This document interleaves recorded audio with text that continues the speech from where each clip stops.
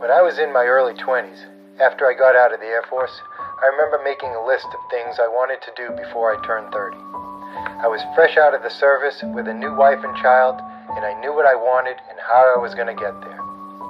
And then life hit. And what I ended up realizing is that it didn't matter that I knew what I wanted, and it didn't matter that I knew how I was going to get there, because it all ended up being irrelevant.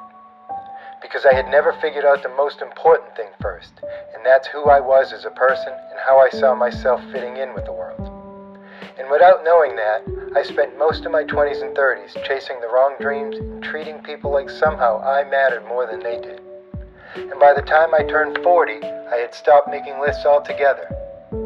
I think at some point I realized that without knowing who I was and how I could make my mark on the world, those lists didn't matter.